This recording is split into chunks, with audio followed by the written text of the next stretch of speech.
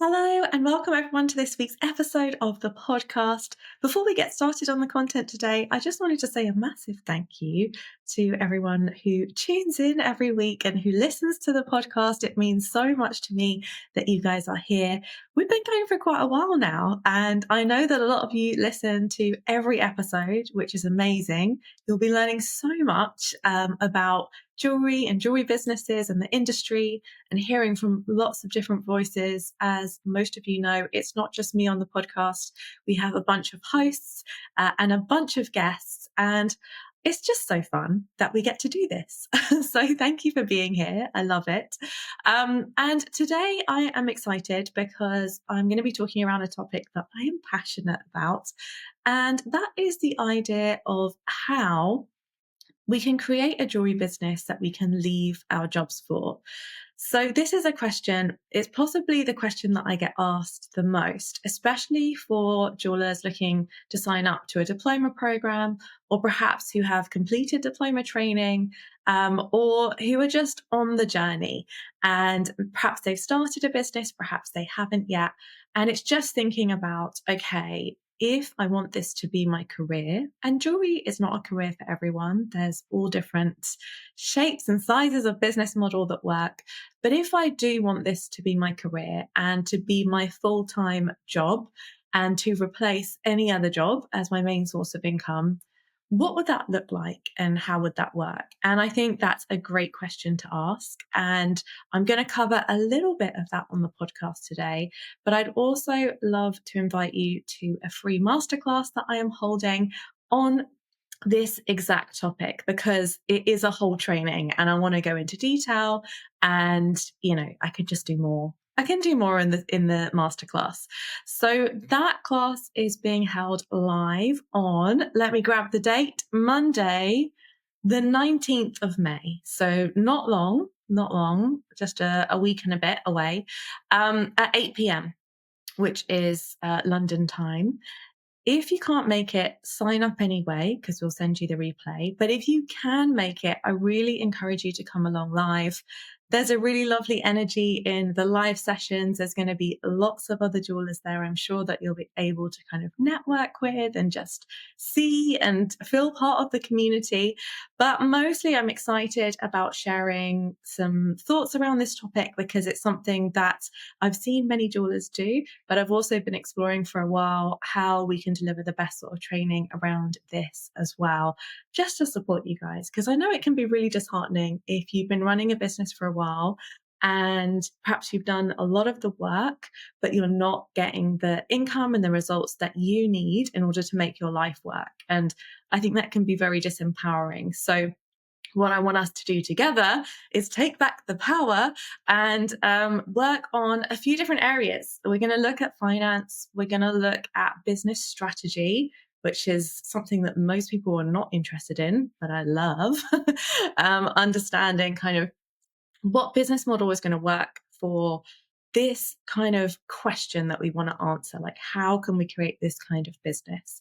And I do think there are some compromises that need to be made as well sometimes.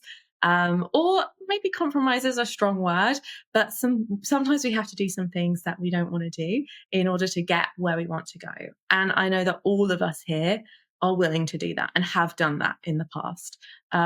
Whilst also staying true to our values and the things that we are not willing to compromise on. So it's a really interesting topic. We're going to go quite in depth. So definitely bring a notepad and pen and, be prepared to listen. It's going to be an hour or so, and I'm just going to cover a lot of thoughts around this. I think there's going to be something for everyone. For those of you just starting out, I think it's really going to help to build your confidence in terms of where it can go and seeing, a future laid out in front of you if this is a path that you want to take. For those of you that are already up and running, perhaps have been doing it for a number of years, it will hopefully help you steer the ship in the right direction in terms of bringing finance and income into the picture, because that's what it really comes down to, isn't it? If we love making jewelry and we've decided it's something that we want to do, and this is where I was at 19, I was like, love making jewelry. That's all I want to do in my life. how can I make that possible? And I definitely had these messages growing up that were like, well, you can do something you enjoy, or you can do something that makes money. You can't have both. And especially around kind of artistic, creative endeavors, people used to always say to me, like, you're so creative, but what are you going to do like for work? But that's a separate, like, creative is fun, but work needs to be not fun. And thankfully, through, I'm sure, other messaging that I got from other people, and maybe just sheer like disgust at that frame of mind, I was able to break away from that. And I think a lot of us have, things have changed, hopefully. Um, and a lot of us feel more empowered that we can make a living from our jewelry and what we're doing. But I still see a lot of under earning. I still see a lot of undercharging. And I think it's fine if it's on the path to getting to where you want to go. But if you just stay there, then I think that you're limiting yourself. And so if there's anything I can do to help encourage you and myself, it always helps me as well to explore these different topics in terms of pricing, in terms of finance. Then I'm gonna give it my best shot. So come along. It's gonna be fun. It's all free. There's no strings attached. I am gonna talk a bit about the diplomas towards the end of the session for anyone who's thinking about joining. But most of the session is going to be training around this topic, and this is what I love to do. So I'm excited for it. And if you have my book and you've enjoyed that, this is kind of just going to be like a little bit of an extension on some of the ideas. We didn't really go into detail in the book. So that's always exciting for me to explore other areas as well. So I wanted to share a couple of key thoughts from the session today on the podcast, just to give you a taster. But like I said, please do come along to it, because we're going to go into much more detail and there's lots more that we can cover. So one of the ideas, I've kind of got 10 key ideas that I'm going to share in the session. One of them is around this idea of looking at our finances, which is really important. If we're thinking about leaving a job that we have, then we've got a certain amount of money coming in already.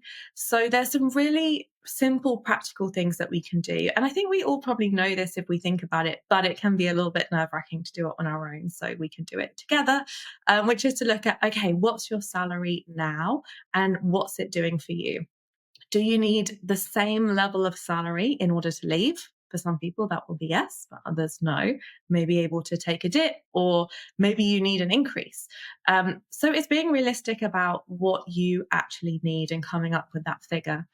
Now, through my research around this topic, I Googled and it said that in the UK, the average salary per year, this is across all markets, it's very average, is £37,000 a year. So with that in mind, I would say, depending on where we're based and, different expenses, you're probably going to need between 30 and 40,000 a year if you are looking to build a business you can leave your job for, that you can support yourself in. So that's one element that we're going to park on one side. Another thing that we need to think about, and this again is UK based, but I'm sure that there's lots of things that will be relevant for across the board. In the UK, small businesses get taxed VAT, value added tax, once you reach an income of 90,000 or more. So that is really crippling for small businesses. Having had a small business that hit the VAT threshold, and it was a real shock when it came. I was like, oh my goodness, this is so hard. And it's like you lose money for a while until you've built more money. So one of the questions you might want to ask yourself in your business model kind of mind is, do I want to stay under the VAT threshold? And I'd say for most jewelers, if you're a single jeweler running your own business at home and you're not hiring staff, you're going to want to stay under the £90,000. And so I'm really catering this session more towards that person. But there's nothing wrong with being more ambitious and going for more. Everything is possible. I would say if you're going to go over the £90,000 because of the tax, you're going to need to have probably a revenue of at least like 150,000 or more to make it worth your while because of this 20% and all the kind of consequences of that. So if you're looking at building a business that's going to be like £200,000, £300,000, then that is just a blip in the road that we need to deal with. But I would say for most of our community, it's they don't want to hire staff. Some people may not. I've spoken to different camps on this. They want to stay, quite lean in their business. They want to make jewelry, they want to sell it, they want to have their customers, they want to pay their bills. They want to feel some sense of security as much as we can in this day and age, in any day and age, in what they're doing, and that's pretty much it, And it's great if you can start or be contributing towards a pension and things like this. So yeah, these are the kind of things that we need to start thinking about in our financial management when we're taking leaps, like leaving a job. Now, I would say, based on this webinar, I'm not telling you to leave your job straight away. And one of the things I'm going to talk about is that often this can take many years, or I would say at least 3 years, but it can be 5, it can be 10. It really depends on your lifestyle, on how much time and commitment you have to doing this right now, family, home situations, mortgages, all those kind of things. So we won't go into all of that, but we're going to be looking at the top level. So if we've worked out that we need between 30 and 40,000 to take home for us, for ourselves, for our salary, and we want our business to make just under 90,000, the VAT threshold currently. Hopefully it doesn't change, get lower. I think it'll be steady for a while. Then we've got a little bit to play with, and we need to start looking at profit margins. So this is where I want to kind of move over onto the masterclass, where I can show you numbers and examples and practical things. But just as an overview, hopefully that's given you something to think about in terms of, now we have some parameters of where we want to get to, our maximums, our minimums, and the profit margin we're going to be looking at on there. And, just one of the messages that I want to share is that the higher profit margins in your pieces, the more profitable your business will be, the more sustainable it's going to be. So when we're doing things like undercharging, and doing discounts and all these kind of things, I mean, discounts can be useful as part of a long-term strategy, but generally speaking, if we know we're undercutting ourselves in order to get the sales, we're not building a jewelry business that we're going to be able to leave a job for. So that's an important message, I feel like, to get across. Another thing, just to move away from finances a little bit and talk about something else that I'm going to go into details on the masterclass, which I love, is this idea that to be successful in any business, all you really need is one bestseller. And when I heard this, I was like, intuitively knew that was true. I was like, yes, that's true. I know that. I don't know how I know that, but that is true. And I think, like, in my experience of building businesses, I create something and it doesn't quite get the income that I need. So I create something else, and then I create something else, and then I create something else, which is great. It's creative. I enjoy it. I don't only want to make one thing ever. But occasionally you stumble on something, and in this process of making, sharing, where it just takes off. And it's really hard to predict what the thing will be. Obviously, in hindsight, it's often easier to see, like, oh, I get why that's doing really well. Or we might have an intuition, I think this is going to do well, but we never know. And once you hit on the bestseller, whatever it is, and it could be jewelry, it could be teaching workshops, it could be something that none of us have ever thought about that you're offering. It could be something quite straightforward. And it's not necessarily the thing that sells the most of. How I identify the bestseller is that people are asking you for it, and you don't need to do loads of marketing. It's almost like you put something out there, and it's like, it's easy to sell. That's what I think of a bestseller. So it may be that more people are buying something else, but you've got to put a lot of work into that. But for me, a bestseller is something that people are just like, when can I have this? When is it next available? I want to come back for it. And, they're not always the most fun things to make. Sometimes they're considered like the bread and butter of a business. But if we have one strong bestseller in our business that can give us that kind of grounding, that kind of security ish, I use that term loosely, to feel like, well, I know that this is going to sell. I kind of get that this is going to do well. I think that gives a real nice sort of platform to then experiment on top of. So you say, okay, I've got, perhaps it's wedding rings for you. Perhaps you say, okay, I know people are going to buy wedding rings, and maybe it's repairs. People are going to come back and get repairs. So those things are kind of solid. Not always exciting, but still fun, and that's the base level. But I want to really explore this new type of stone setting, or I really want to explore working with scale in my designs. And I have no idea whether that's going to do well, but it's got my personality in it and I'm excited for it, and it's going to bring me a new energy into the business. And if, as long as we have that base bestseller, then the other things are kind of, added on top, and we can experiment and explore, because at some point that bestseller may stop being the bestseller. And one of these experiments that you've been exploring, which 9 out of 10 don't work, one of them will become the new bestseller. And I think this is what's exciting about running any business, but particularly a creative business, and of course, especially a jewelry business, is we get to just keep playing, keep experimenting, keep trying new things. And that is an essential part of running a business. For me, an essential part of running a business is training. I know I talk about this a lot. This is why I do training. This is why I run a training business, because I love training. It gives me a great new energy, learning new making skills, learning new business skills, being around other people or in contact with other people doing the same thing. It's what gives me the kind of fire to keep going.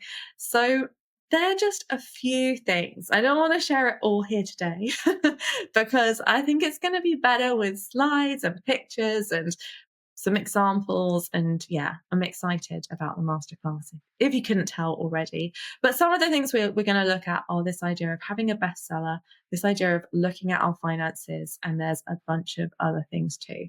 So like I said, bring your paper and pen. If you know any other jewelers or anyone who you think it would be helpful for, share it with them. It's going to be a fun free class, get us ready for the summer season. And like I said, just thank you so much for being here. I really appreciate you guys. It's lovely to have people show up and share the podcast and be involved and be part of it. And also, I know a lot of you have been guests on the podcast as well, and I'm sure a lot of you will be in future. So I'm excited to share about your success stories in the future. But the main message from today is, if you want to build the kind of jewelry business that can support and sustain you, it is possible. I'm not going to lie and say I can give you 10 steps and you'll be able to do it by tomorrow, or even in a year, or even in 2 years. These businesses, they really do take time, but it's still 100% possible. And if you keep going and you put the right strategies in place, it's kind of inevitable. So I'm excited for you and excited for the masterclass. Thanks so much for listening. And I'll see you back here on another episode of the podcast next week. Until then, bye for now.